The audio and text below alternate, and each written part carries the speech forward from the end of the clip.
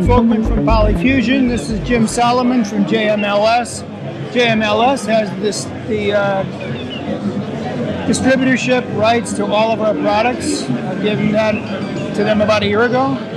And one of the first projects we're going to tackle is redoing this monster behind me that now is looked at as somewhat of a monster, I guess. What we're going to try to do is preserve the sound that we came up with 40 years ago. I'm an ex-Moog guy, and we're going to redo this system in a smaller format. This was called the Series 2000. We're going to do a Series 3000. We're going to shrink all the modules, use smaller patch cords, add some of the things that we've learned over all that time period, over those years, and try to come out with something that's superior to this. Something very easy to use, very intuitive. Again, the sounds will be patched up with chords, so you don't have to learn what a bunch of buttons are and how to program through a screen. Like I said, I'm from Moog. My partner was from Moog. We were there for 5 to 6 years. When Moog was purchased and moved up to Williamsville, New York, Bob Moog came up with some of his engineers. We started building the Moog synthesizers there in Williamsville, and we're getting market feedback about intermittent keyboards and oscillators that drifted. And my partner and I knew ways to make things that would work, oscillators that wouldn't drift, for example. And we went to management, and they weren't interested. The big deal there was they were trying to build the company up so they could sell it. So we decided to leave because we were frustrated. We wanted to make a better product. So 2 kids, 30 years old, in their basement started doing this thing. And it took us about 1.5 years to get this far. And that's how this was And not born. using any Moog circuits. We absolutely did not use any Moog circuits. I redesigned. I did not use Bob Moog's ladder network or anything like that. So it's all our own circuits. And apparently I got lucky, and they sound good. So people bought them. This one actually belongs to Toto. David Page and Steve Porcaro own this. And we built this for him in 1979. And initially they took it on the road with them. There's a lot of miles on these things.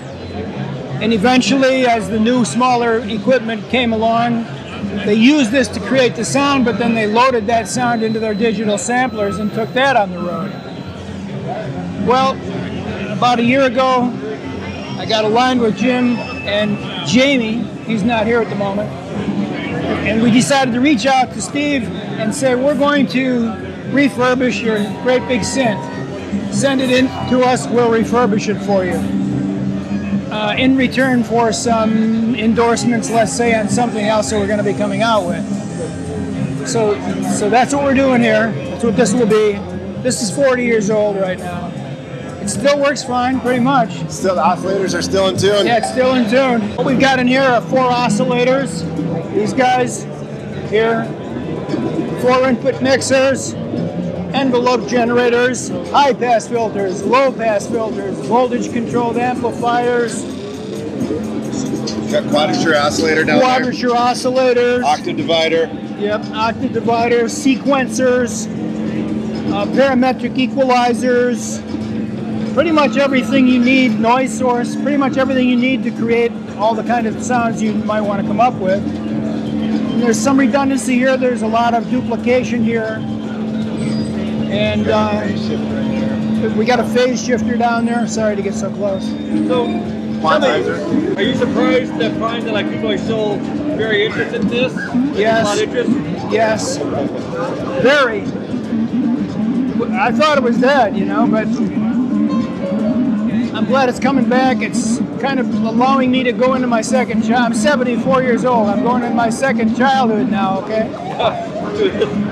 As Ron was talking about the 3000 series, for all the folks that have some of the older cabinets, because these used to be steel before they were aluminum, really heavy.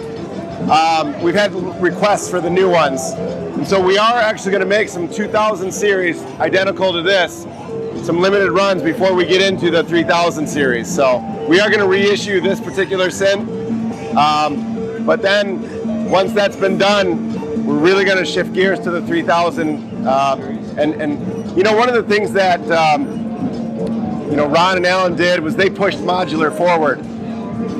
One of the things about this is that you didn't need as many patch cords as a Moog. And the same thing that they did for the 2000, we're going to push modular forward again for the 3000. And Ron's got some really brilliant ideas, and I think it's going to be something that you haven't seen before in modular. Well, right now we've taken all the original schematics, the board layout files, the panel drawings, the cabinet drawings, and we've been getting those into CAD, just trying to get them right. And now it's part selection to see what's, you know, we're not going to release anything unless it sounds identical, right? And so you've got a lot of end-of-life parts or parts that no longer are available. So we've had to maybe do some discrete versions and things like that. So we're hoping next year. All right, well, thanks so much. Thank you. Thank you.